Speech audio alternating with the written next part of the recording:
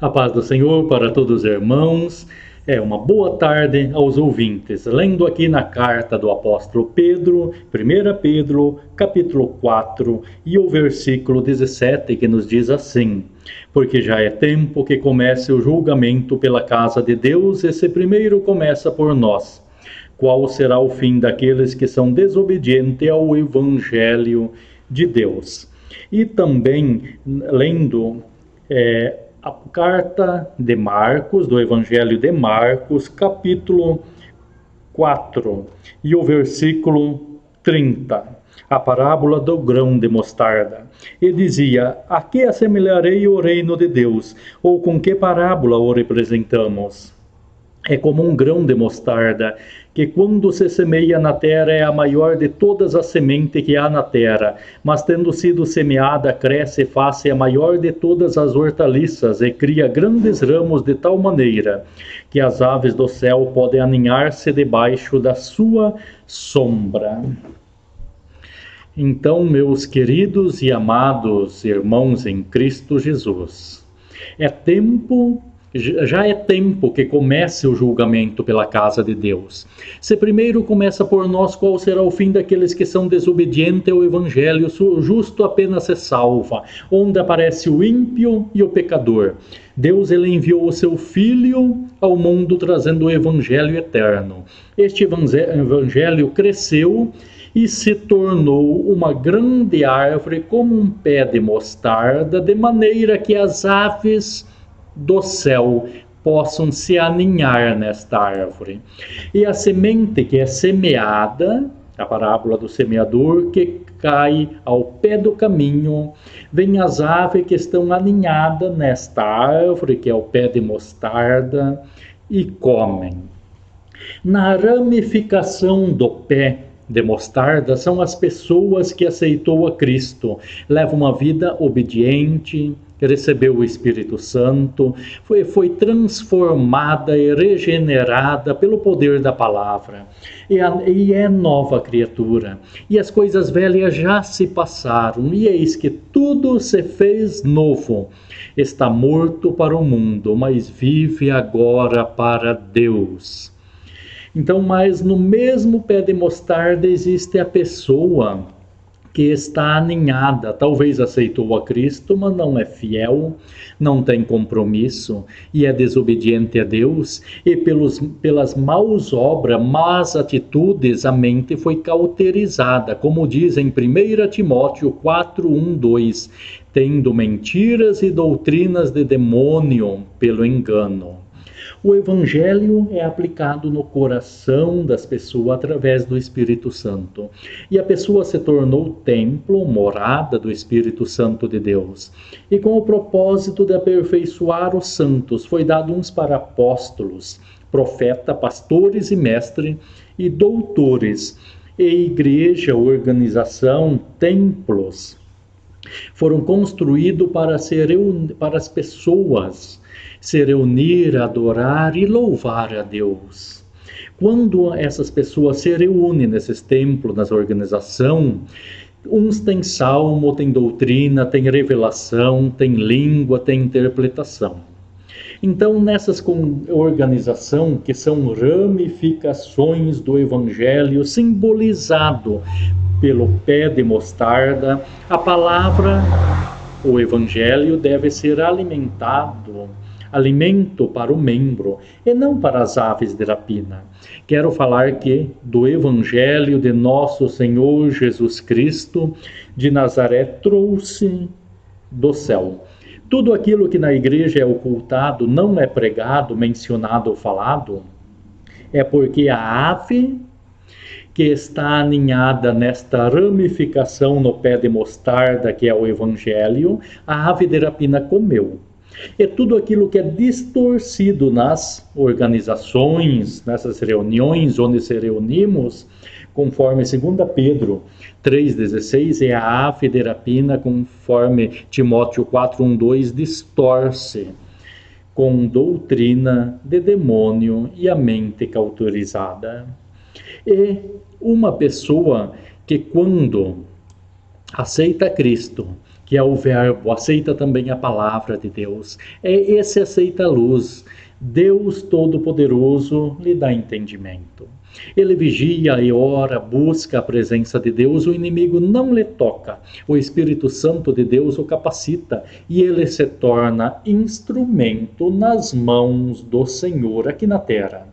Esse que se torna instrumento tem duas funções aqui na terra. Primeiro é proclamar o Evangelho de Cristo aqui na terra. E segunda função, afugentar as aves de rapina que querem se aninhar na ramificação do pé de mostarda, que é o Evangelho aqui na terra, que comem parte da palavra e querem distorcer a outra. A função dos apóstolos, profetas, pastores, mestres, doutores, que está registrado lá em Efésios 4:11, se não me engano, doutores, eles trabalham para o reino de Deus. Então é afugentar as aves de rapina que trabalham para o reino oposto e querem e até consegue se aninhar no pé de mostarda, infiltrando nas igrejas de Cristo heresias, doutrina estranha, mestre fraudulento, ministro do engano. Então a luz veio ao mundo e o homem tem amado mais as trevas do que a luz. E o julgamento é este, que a luz veio ao mundo e os homens amaram mais as trevas do que a luz, porque as suas obras eram más. Porque todo aquele que faz o mal odeia a luz e não vem para a luz para que as suas obras não sejam reprovadas.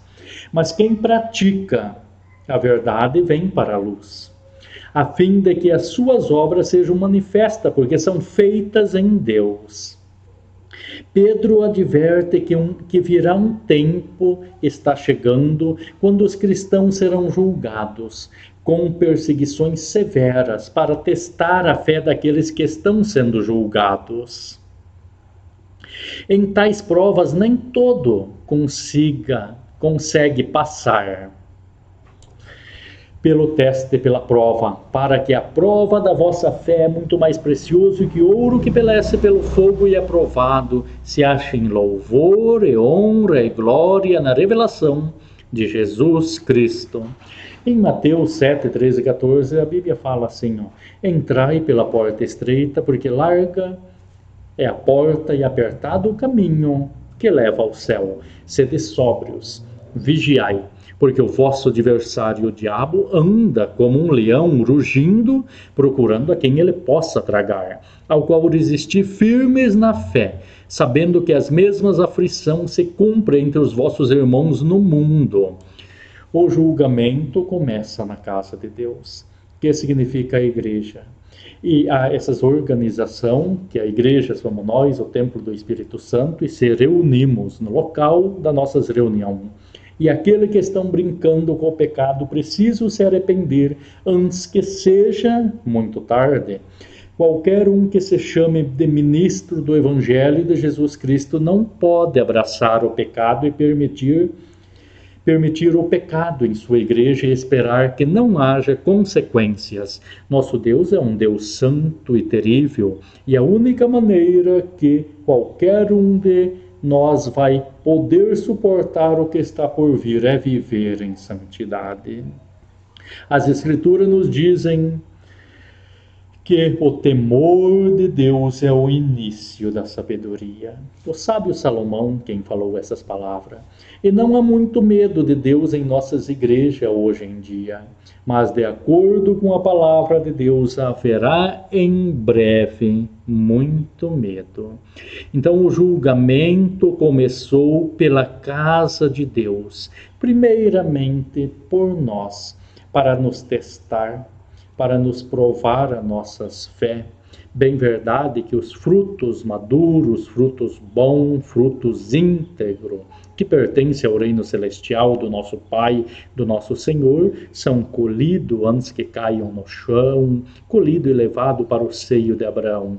Mas aqueles frutos que estão aqui na terra, eles são abalados por fortes ventos, como a figueira é abalada por fortes ventos. Somos nós, a igreja. Cada um de nós estamos em provação, estamos diante de uma prova, diante do Senhor, e devemos vencer, passar por esta prova e nos achar dignos de nos encontrar com Jesus quando esta prova acabar.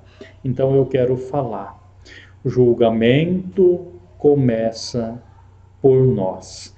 E logo após virá o arrebatamento da igreja, que não sabemos o dia nem a hora, mas certo é que Jesus vai vir para nos buscar. A graça e paz de nosso Senhor Jesus Cristo sejam com todos vós. Amém. Deus abençoa cada um, em nome do Senhor Jesus.